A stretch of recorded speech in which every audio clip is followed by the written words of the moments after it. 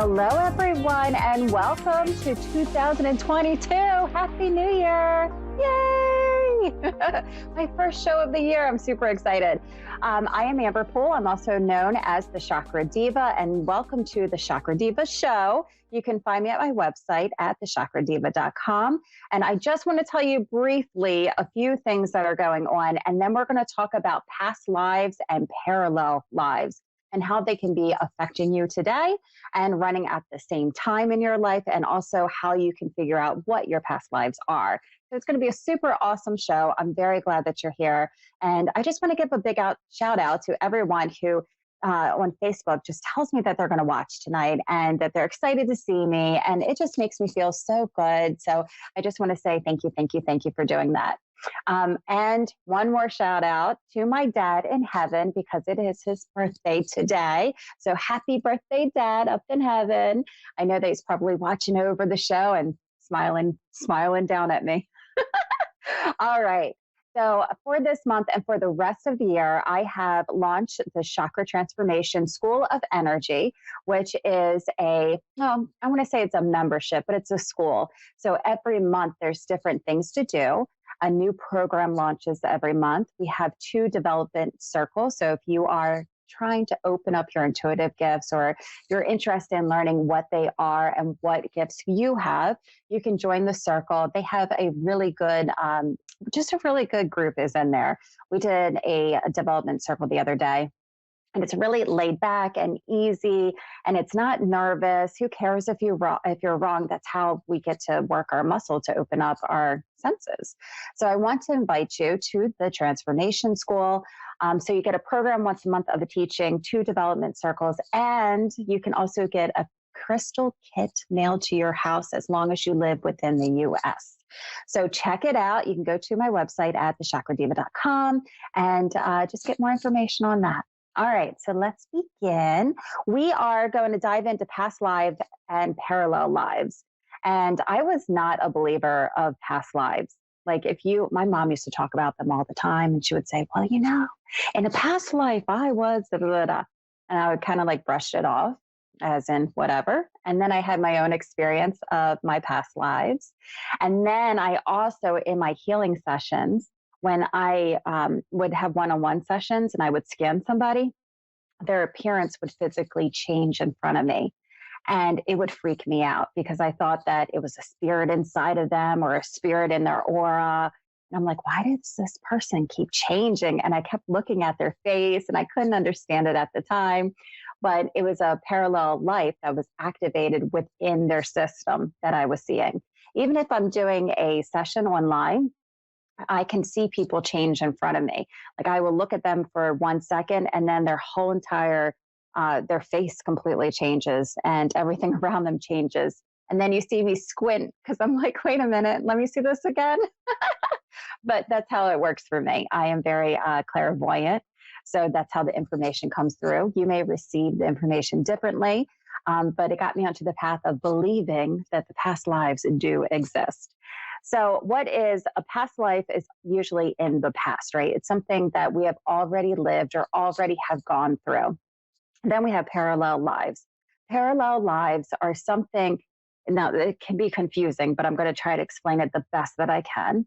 It's something of a quote, past life that is occurring right now. Because what happens is your past life, there might have been something that you need to heal or something that is still open and, let's say, active into the space. And it is instilled into this life so that you can complete the path of the last life. So there's a lot of common denominators that you will notice that come up that says, oh, that's my clue. There's another clue. And we're going to go over those clues in a minute.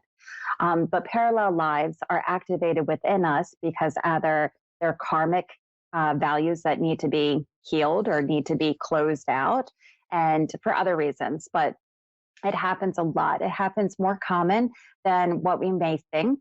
And here we always go, oh, you know what? It's my life and I'm running it. But sometimes there's other forces that are coming in that are not, has nothing to do with us, has something to do with our previous lives affecting this one. So the other thing is there's no time. And this is probably the hardest concept to understand in general. There's no past time. There's no future time. Everything's running simultaneously, all at the same time. So you're receiving this information all at the same time. It's kind of like if I do a psychic reading and I receive imprints and I say, I saw a bus go by, and you're like, I don't know anything about a bus. And then I say something about the bus, and you might find it next month. It might have something to do with the bus that you go on next month, but there's no time. So when I'm seeing impressions, it all runs together at the same time for me. All right. So I'm going to share with you how this past life came up for me and how I was able to heal it and move on. Now, in my past life, let's start with my previous life. My previous life, I'm like a rebellious 16-year-old. Okay, I'm not. There was at times, but I wasn't. I actually, when I was little, I was in elementary school, and everybody said, at an assembly, they said, "What do you want to be when you grow up?" And I would raise my hand, and the guy who was doing the assembly said, "What do you want to be?" And I want to be a teacher. I want to be a policeman. And I said, "Pick me, pick me." And they picked me, and I said, "I want to be a nun." And the whole entire assembly went completely quiet. And I was like, "What's wrong? What's wrong?" After the assembly, my teacher took me to the side and she said, "A nun? Did you say you want to be a nun?" And I said, "Yeah, I really want to be a nun. Haven't you ever seen Sister Act?" I thought it was a thing, right? Like, that's how nuns were. Sister Act, there were bad girls in there. But that stuck with me. I loved my whole entire life going to church. I loved singing in the choir. I loved connecting in with the light. I loved connecting in with God. That was my upbringing. So I wanted to be a nun. Fast forward to age 16, I applied to school at Mount St. Mary's so that I could become a nun. I don't think I really knew exactly what a nun entitled or what that meant, but that's what I wanted to do at the time. So I applied and I got in. This was in January. So if we fast forward to March area, I'm leaving my friend's house. And as I'm leaving my friend's house, I'm driving down the road. And on the side of the road, I see this guy walking. And I heard a voice in my head say, "Pick him up." Now, if I was going back to my 16-year-old, I'd probably yell at her, my little rebellious 16-year-old. But I turned around my car and I said, "Hey, you want to ride?" to this guy just walking on a sidewalk. And he said, "Sure." And he got into my car. And he gave me his phone number and I dropped him off. And I decided that I wasn't going to call him, even though I was told to pick him up, even though I thought he was completely attractive. I didn't want to pick him up, or I didn't want to call him because he didn't have a car. And I was like, there's no way that I'm going to take care of anybody. So a few months after that, that was in March when I'm getting ready to go to college, right? So that's in June. 2 months later, I went to a friend's house and she said, "I just met this guy. Do you want to go over and pick him up?" And I said, "Sure." So my friend and I went to this guy's house and he said, "I have a friend. Can you go over his house?" So here we are traveling to houses. And as soon as he came out of his house, he literally jumped down the steps. I didn't recognize him from driving and picking him up the first time. But as soon as he came out, I shoved my girlfriend and I said, "Hey, I'm going to marry him." It was like this feeling, this knowing. I just knew his soul. And he got into my car and I was taking him back to his friend's house. And him and I connected the whole night. And guess what? He got a car. So this time I kept him. So that's how I met my husband. We've been together for 20 years. Then I started having, like these visions, and I kept having visions and they would just appear in my meditation, these different things. And I'm trying to make sure my story, I'm not skipping spots in my story. Hold on, let me go back. Okay. 16, met him and I are in love. We get an apartment. I decided not to go to college because college was far away. And I decided to move into an apartment with my boyfriend at the time. And we were going to go take a trip to Ireland. That was our big thing, right? We just graduated high school. I'm like, we're going to go to Ireland and have so much fun. But then the reality of having an apartment, it made that I didn't have any money to go to Ireland. So we never went to Ireland. So now I'm having all these flashbacks and things are just kind of coming up for me. And one day I'm in meditation and I see my husband, who's, I'm with in this lifetime for 20 years. I start seeing him in my meditation, except I have long curly hair And I'm in Ireland and I'm in where all the grass is. And he's sneaking around and he sees me and I have all, the butterfly flutter feelings. And I would kiss him really quick and then I would shove him into a bush or shove him somewhere because we weren't supposed to be seeing each other. That's what I got from that time meditating. And then I came out of it. Then I went back into another meditation. And this time I was waiting for him. And he told me that he had to go overseas on a boat. So I said, okay, that's fine. I'll see you again. And I really believed with all of my being that I would see him again. And he goes away on this boat. And I flash forward, I'm waiting and waiting. And I remember feeling this sadness and this overwhelmingness within me that he's not going to return. And I actually decided to do something with my life because he's not returning, right? So I decided that I would go into becoming a nun and I would wait for him until he got back. So I'm in, this minister thing going on and I'm healing people in it. And there's all these women who are nuns and he doesn't ever return, right? And I knew that there's something wasn't right in this lifetime. And then I start to go down the steps. And as I go down the steps, I get killed because I'm leaving my ministry. So I'm in with the nuns and I realized that my love is never going to come back. I was very, very distraught. So I believe from that lifetime, and I was coming into this lifetime, that I knew his soul. As soon as I was driving down the street and I heard pick him up, I turned around my car because I knew his soul. And I knew his soul from this previous life. And we connected right away. So when I say parallel life, yes, we had a past life together, but parallel because I had a choice to make. I could go and be a nun, just like I did in my previous life, but I decided not to. I decided to choose love and choose what I thought was the right choice for me in this lifetime. And I decided not to go to school for it. So I loved him so much. After 6 months, we got engaged. So it was a good choice for me. I mean, it's 20 years later and I'm still married to the same man. So that's a good thing, right? But that's how a previous life is activated into my current life. So I have the same choices that I have to make. There's choices that come up that are open from the previous life. And I have to dive in and see about that. And we're going to go into that. So number one, in my past life and in this life, I met the same person, right? So you may know somebody that you're like, your soul is connected with them. You just feel it intuitively. Number two, I booked a trip to Ireland because out of every place to go, I wanted to go to Ireland with him. Now, I don't know why I wanted to do that, but when I was shown these impressions, I was like, oh, I got it. It's because him and I were in Ireland when we met. And the third one is my choice of being a nun. So you can see how it's very parallel, my life currently and my previous life still running together at the same time. So there are activated previous lives within us. As I mentioned before, if I'm giving a healing session, I can see it activate. I can actually see the person change. Or if they're online, I can see them change online. And then I get all funny and I have to stare really close to my screen because it's not just, oh, you are somebody else. I need to find out why it's activated in you. What is from this previous life that is still in this life now carrying on? If things aren't healed, or if you come into this life very quickly, it'll also activate it.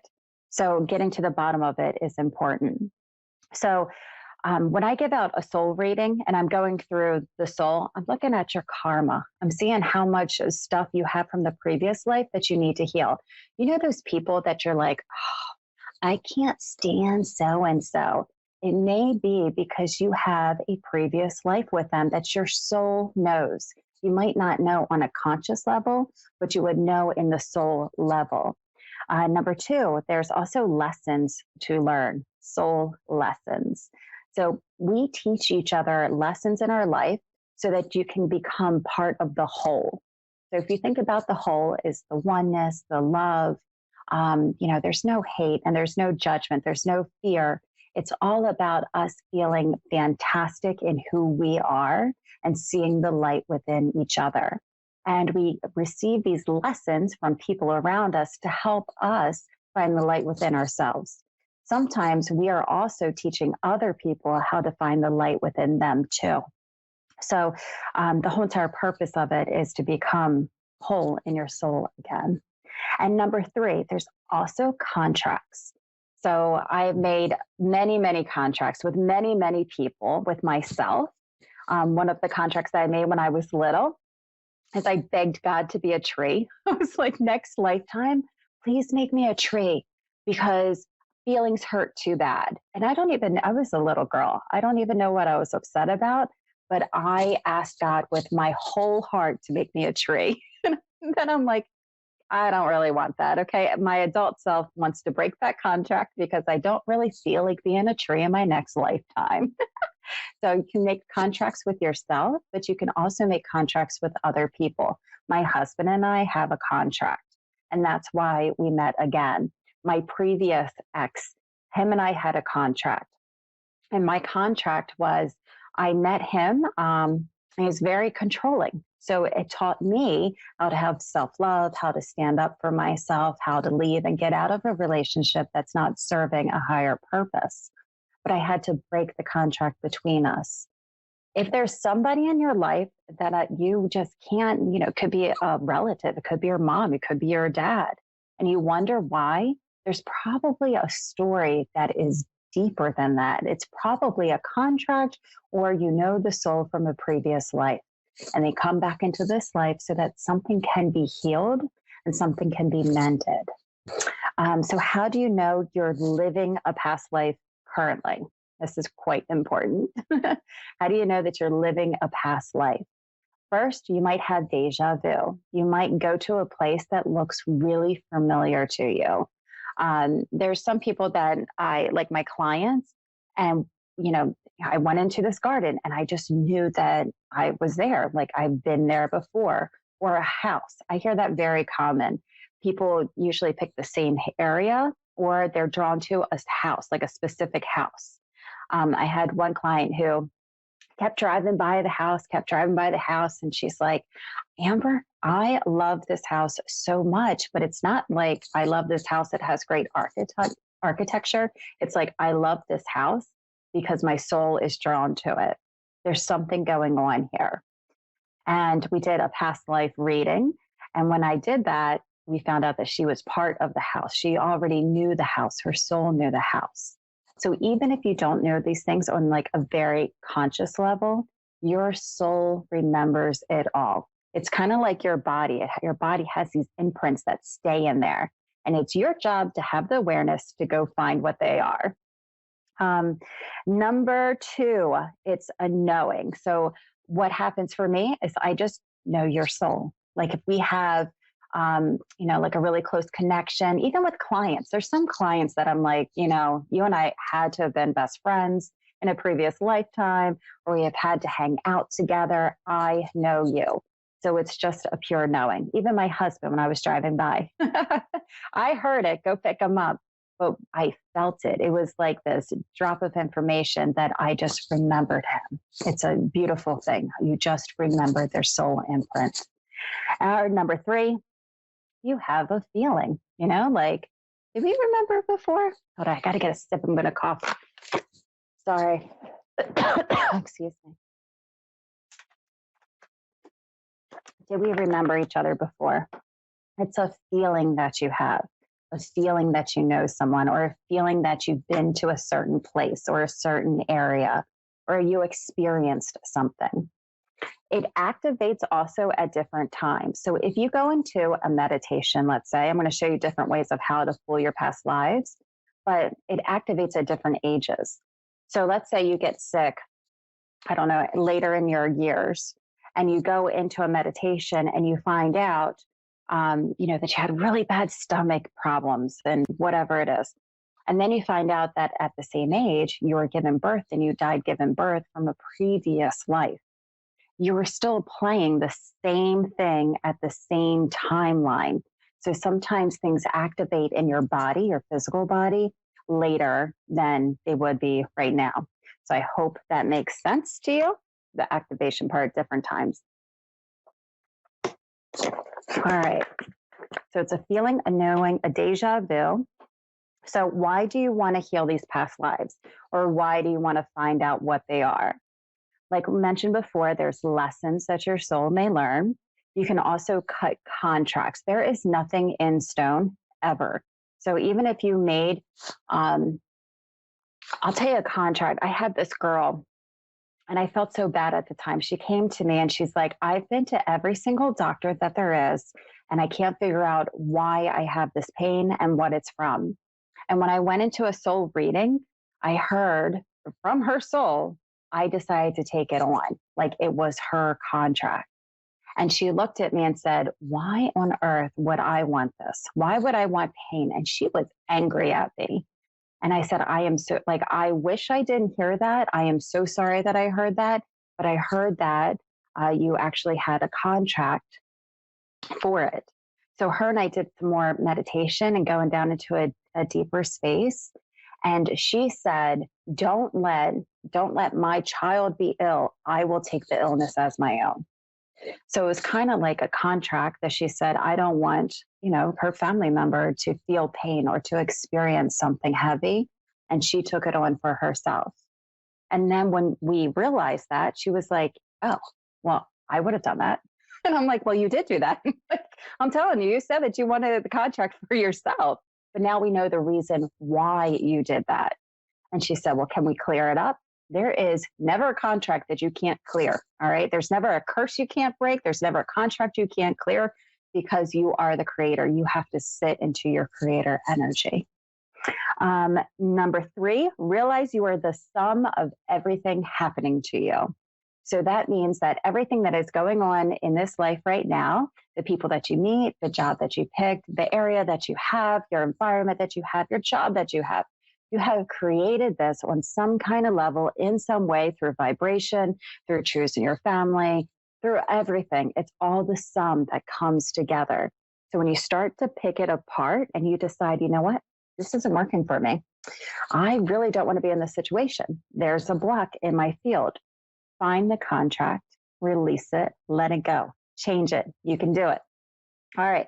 Next one is karmic ties. We all have a lot of karma. All right. Well, not all of us, but we all have karma to some degree. And when I have somebody and I sit down with them for a soul reading, the first thing I want to know is how much karma you have. People who have, they take on the world and it's kind of like, oh, every bad thing happens over and over and over. I find their baggage of karma is pretty heavy. So it's not that things are coming to you because they have to come to you. It's kind of like, well, I got to clear up the stuff that I have created from the previous lives of the things that I've done or the people that I've seen or things, whatever it may be. You could go in and dive into that deeper.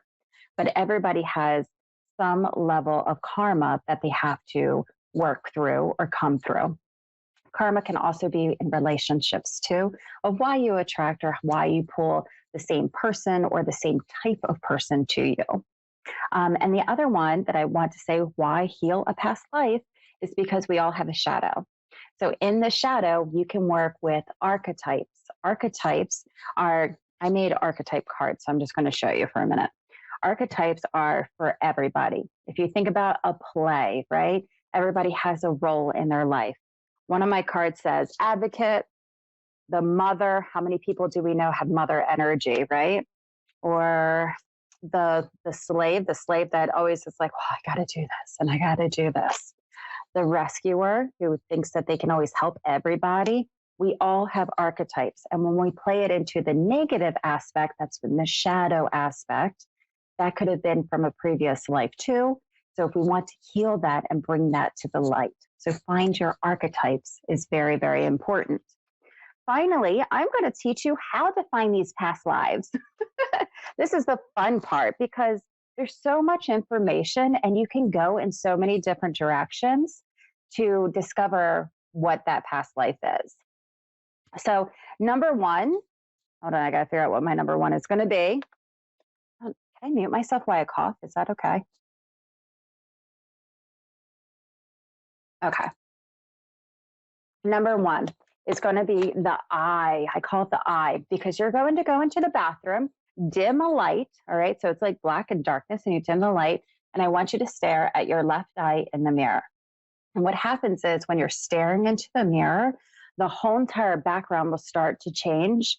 You'll start to see like white light around you. It'll morph, and you'll see yourself actually turn into a different person. Process that for a minute. If that freaks you out, you don't have to do it. But people who have the ability of clairvoyance, then you can do the eye activity where you go into the bathroom. It has to be dim. It can't be like 100% light. You know, when you used to stare in front of the mirror and say, was it Bloody Mary 3 times or whatever it is? That's what you would do. The second thing that you want to do to find your past life is pretty simple. You want to sleep with a crystal. So labradorite, clear quartz, melanite, those are all good things to sleep with at night, and just ask to see a past life. And the third thing, why don't you just throw out some cards, find out what your soul purpose is, find out what your archetypes is, what happened in your life. I know that we are running out of time. I'm so glad that you were here with me today. If you want to dive in more, or you can visit me at thechakradeva.com. You can visit me at the Chakra Transformation School of Energy and learn how to open up your abilities. I will see you guys next Thursday. Thank you so much.